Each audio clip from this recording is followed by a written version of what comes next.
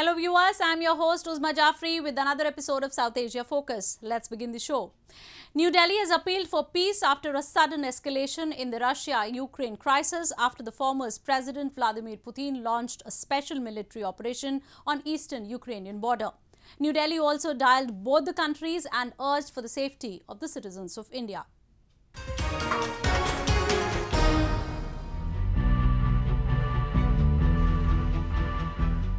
The world woke up to raining missiles in Ukraine after Russia launched a fierce military attack on eastern Ukraine on 24th February.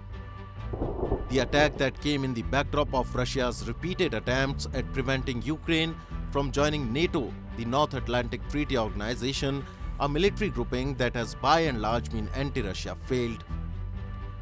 Russian President Vladimir Putin called it a military operation and not invasion, which the West and the Western media have broadly defined the aggression as. Death and destruction followed. Ukrainian envoy in New Delhi appealed the government of India to come to their rescue. He said India was a major influencer in the global order and it must step in to stop what has been one of the fiercest attacks since World War II. I don't know how many world leaders Putin may listen to, but the status of Modi ji makes me hopeful that in case of his strong voice, Putin at least should think over. We are expecting for much more favorable attitude of the Indian government in this crisis situation. Indian Prime Minister Narendra Modi held a meeting of the Cabinet Committee on Security, the country's top decision-making body on senior appointments in the national security apparatus. After taking the stock of the situation, Modi reiterated his long-standing conviction that the differences between Russia and the NATO group can only be resolved through honest and sincere dialogue. PM Modi appealed for an immediate cessation of violence and called for concerted efforts from all sides to return to the path of diplomatic negotiations and dialogue. Instead of just reading a symbolic template of peace and condemnation, Indian Prime Minister showed the way in his official statement, urging all countries to intensify their diplomacy in order to bring peace and harmony in the region. Modi also dialed Putin and urged him to de-escalate in order to restore peace in the region. Our focus in the UN Security Council has always been on de-escalation of tensions, on diplomatic dialogue as the only way forward. And we've also emphasized on the existing agreements, the Minsk agreements, the Normandy format. We've also obviously placed the highest importance to the safety and security of our nationals in the Ukraine in our statements in the UN Security Council. And so in all of this, I think we have, as I said, maintained that people need to talk to each other, the parties need to be engaged. India's foreign ministry also asked both the governments to facilitate a safe return of Indian nationals who are stranded in Ukraine. While many of them have returned in past few weeks, others could not make the return arrangements before Russia launched the strike. Teams of Indian Foreign Ministry officials have been sent to Ukraine's land borders with Hungary, Poland, Slovakia and Romania to provide assistance to any fleeing Indian national. Most of the Indians stranded in Ukraine are students who go to the country for medical and other educational institutions. The government has said that it is committed to bring back each citizen and its diplomatic endeavors to ensure peace in the region will continue. Moving on. Sri Lanka is going through a dark phase, literally a dark phase, as it has run out of fossil fuels to operate its power generators. The country is facing a severe shortage of foreign exchange and is unable to pay for fuel shipments. The common people are blaming the government for what they call its failure to preempt and handle the crisis in time. The government, meanwhile, has been reaching out to other states in order to ask for assistance, but so far it hasn't really received the kind of responses it sought, barring from New Delhi, which has said that it is considering assisting the island nation.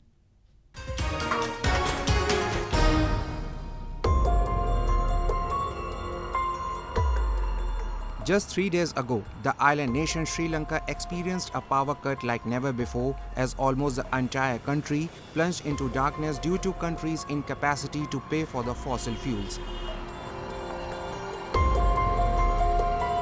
And it wasn't just a single-day phenomenon. The island nation of 22 million people has been suffering a severe shortage of foreign exchange, leading to widespread power cuts in recent days after being left unable to pay for fuel shipments. Business owners in the capital Colombo were seen using candles to light up their stores. ඇත්තටම මේ පහට විතර current එක කපනවා. ඒතකොට මේ වෙලාව business තියෙන වෙලාවනේ අපිට. බිස්නස් තියෙන වෙලාවේ මේ කරන්ට් එක කැපුවාම මේ කොහොමද අපි මේ බිස්නස් කරගන්නේ? ඊට පස්සේ 8:00ට විතර එනවා. ඒ වෙලාව වෙනකොට මේ පාරේ හිස් ඒ කියන්නේ මිනිස්සු කවුරුත් නැහැ. එතකොට අපේ තියෙන කෑම හිම ඔක්කොම නරක් වෙලා විසික් කරන්න වෙනවා. එතකොට අපිට ගොඩක් පාඩුයි. The island nation is highly dependent on fossil fuel to keep the country running. Over 50% of its needs are met by oil, coal, petroleum and natural gas. The country paid $35 million for a diesel shipment last week, but was required to pay another large payment to import fuel for power generation and to keep its transport system running. Country's foreign exchange reserves hit $2.36 billion at the end of January, while it has to repay about $4 billion in debt repayments this year. Earlier, Sri Lanka's power regulator had announced a countrywide 4-hour and 40 minutes power cut due to waning diesel supplies, triggering long lines of vehicles at petrol stations ahead of the cut. The authorities have come out and said that government was unable to pay for the shipments and hinted at a prolonged period of similar power cuts. The short-term reason is that there's no enough supply of fossil fuels to run the generators to generate power, and therefore we need to go for the present power cuts in Sri Lanka. People have not just been suffering the pain in queues, but they have been accusing the government of failure and mismanagement.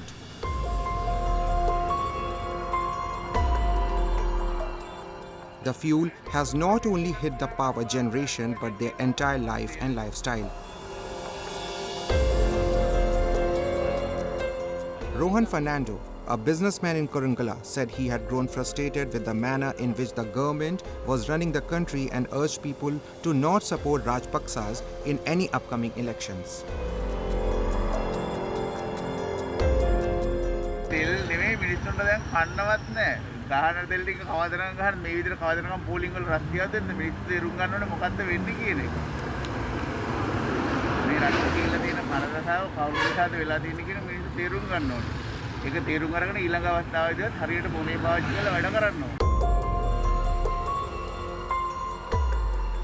With just a few days of stock left, the government has been asking for support from different countries for assistance. For now, it is just India, its neighbor, which has comforted it by assuring that it will be making investments in the country. India might also lend Colombo a line of credit in coming times to save it from a complete collapse. Moving on. Amid a free-falling economy and a growing food crisis, the Taliban-ruled Afghanistan is receiving a considerable assistance from its South Asian neighbor, India. New Delhi, which had earlier sent medicines and clothing, has now sent the first consignment of the 50,000 tons of wheat it has promised to the war-torn country. This is the first time the aid was sent via road, as Pakistan, the arch enemy of India, came on same page with New Delhi and the international community in helping its western neighbour.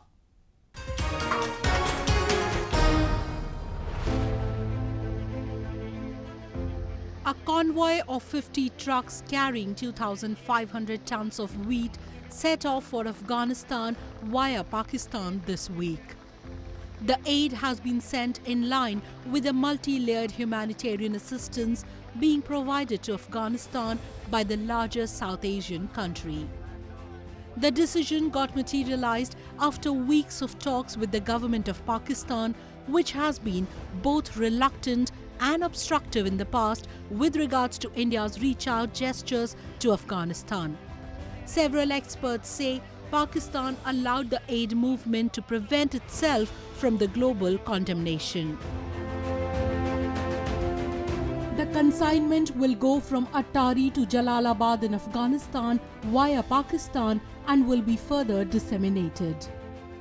New Delhi, which has been directly coordinating with the UN agencies in this humanitarian assistance, says it will complete its target of transporting 50,000 tons of wheat as well as a substantial amount of medicine in coming weeks. The first consignment of 50 trucks carrying 2,500 tons of wheat has set off for Jalalabad in Afghanistan. We expect multiple consignments to roll out of the Attari ICP, and within 2 to 3 months we should have completed our commitment of 50,000 tons of wheat. The wheat will be shipped 3 days after India sent 2.5 tons of medical assistance and winter clothing to Afghanistan on Saturday. That was the 5th shipment of humanitarian assistance sent by India since the beginning of the year.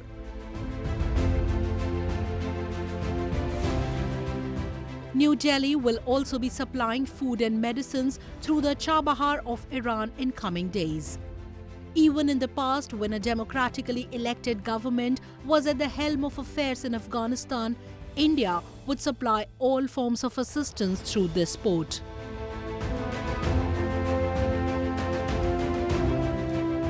India has so far supplied 6.6 tons of life-saving medicines and 500,000 doses of COVID-19 vaccines to Afghanistan, and most of the aid has been sent on flights via the United Arab Emirates and Iran.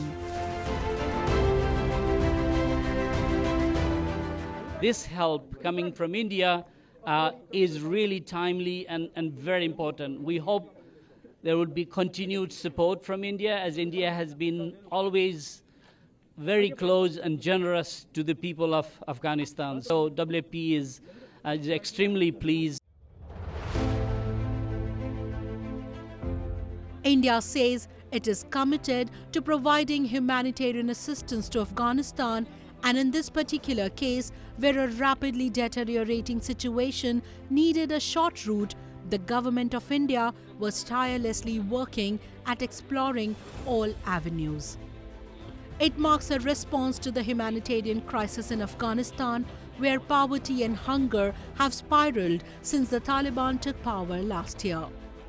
The Taliban-led administration has been using wheat as payment for thousands of government workers, mostly laborers, as the country's financial crisis intensifies. The multi-pronged crisis in Afghanistan has been expanding by the day, and the Taliban administration has been running pillar to post, urging countries to recognize it and provided the required assistance in order to prevent a catastrophe.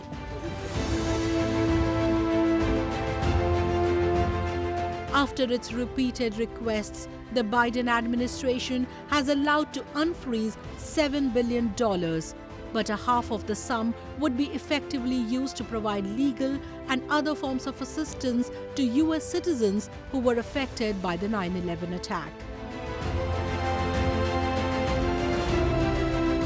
The decision has drawn criticism from the Taliban administration and several observers of the situation. Afghan diplomats, former officials, and experts have roundly condemned Biden's move, which they say has taken away a chance to stabilize the free-falling Afghan economy and currency. United Nations Development Programme recently projected that up to 97% of Afghans could fall below the poverty line by mid-2022. Despite that, Washington is so far unwilling to change its call, prompting Taliban to say that they might break the commitments they made during the peace talks. The United States and other countries still blame Taliban for not adhering to all the conditions of the talks, especially the rights of women. Taliban present a contrary position, saying everything written under the agreement has been followed and they must now be allowed to run their country in a manner they want.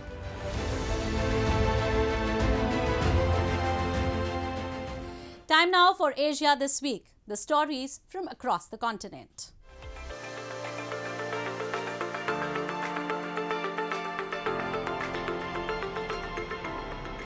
Hong Kong rolled out vaccine passports requiring people aged 12 and above to have at least one COVID-19 jab and paved the way for mainland China manpower to help bring a worsening outbreak under control. Residents are now mandated to show their vaccine record to access venues including supermarkets, shopping malls and restaurants, a major inconvenience in a city where malls link train station to residences and office buildings. Some locals labelled this new vaccine policy as useless and troublesome. Another said Hong Kong should move from its dynamic zero COVID-19 strategy similar to mainland China and learn to live with COVID-19. Authorities also tightened restrictions from Thursday in a city that already has some of the most stringent rules in the world. Residents will have to wear masks for all the outdoor exercise and will not be allowed to remove them to eat or drink on public transport.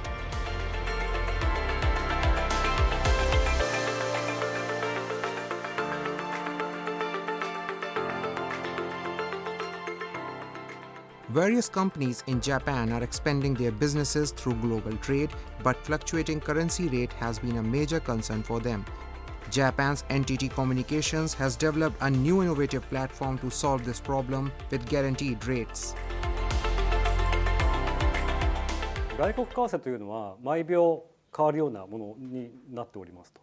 でその状況で例えば日本のお客様であったり世界のお客様がグローバルでビジネスをしようと思った時に非常にやりにくいということが一つ大きな問題となっておりました。そこで為替を固定することによってよりそのお客様のビジネスが外国のお客様であったり、場合によっては物を輸入するという場合においても非常にやりやすくなるというふうに NTT コムは考えましてそういったビジネスを提供いたしております。機能としてはすべて API アプリケーションプログラムインターフェースというシステムがお互いに呼び合うという仕組みで提供しておりますのでビジネスにも非常に組みやすいサービスとなっております。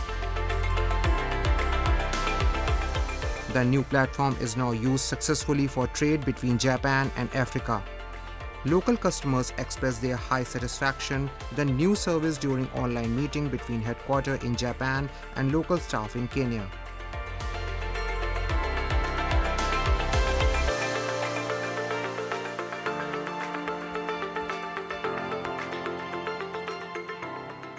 Japan and ASEAN are joining hands to enhance economic stability and security-related issues.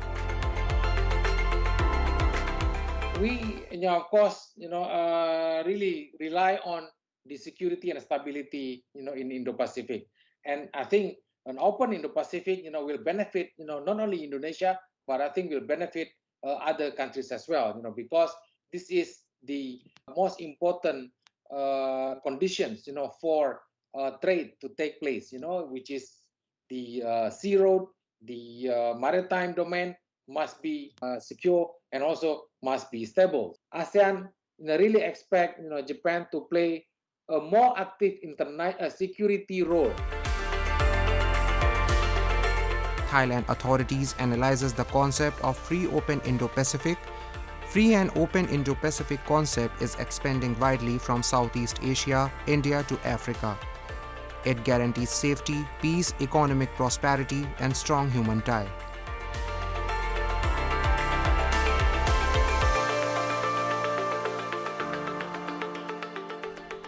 When the chill of winter begins to fade and the king of all seasons, spring takes over, the fascinatingly historical temples of Khajuraho in Chhatarpur district of Madhya Pradesh start preparing to celebrate the glory of the classical dance forms of India. Organized as Khajuraho Dance Festival, the week-long cultural extravaganza recently observed its 48th edition, where a number of eminent gurus and young artists performed a blend of different genres of classical dances. Take a look.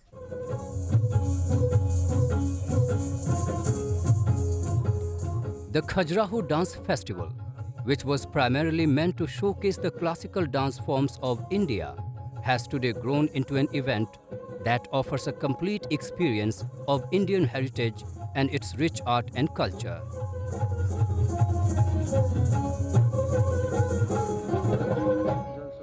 Held against the backdrop of magnificently lit Khajuraho temples, popularly the Chitragupta temples, built by the rulers of Chandela dynasty between 950 and 1050 AD, takes us back in time and makes this festival completely irresistible.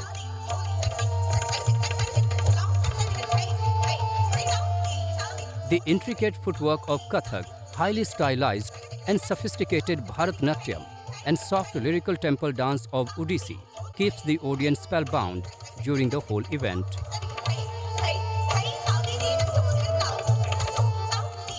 I'm really glad that I got to know about it pretty much by chance, because I'm very much enjoying it. It's been quite impressive, especially at this backdrop of the ancient temples. So it's my first night, but I'm gonna stay definitely for the second night to see more of those dances.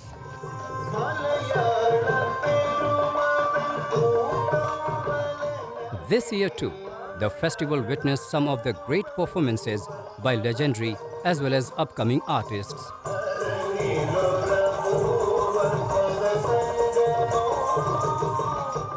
Palipuram Sunil, a well-known Kathakali exponent from Kerala, enthralled the audience as he performed with his wife Paris Lakshmi, who is a Bharatnatyam dancer.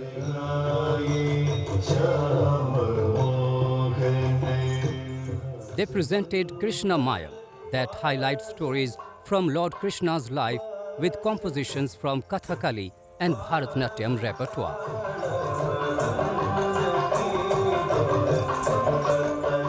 Today we performed the Krishna Mayam. It's a duet of Kathakali and Bharatanatyam. And we are so happy that we got the chance and blessing to perform here at Khajuraho Dance Festival. We've been dreaming of this day, and today is very special for us because it's the 85th performance of Krishna Mayam. So I think it's really a lucky number for us.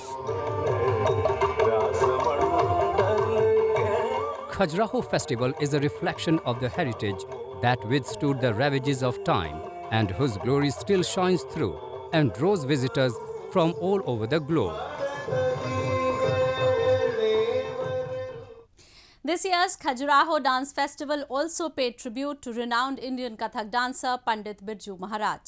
With that, we come to the end of this week's episode. See you next week. Goodbye and take care.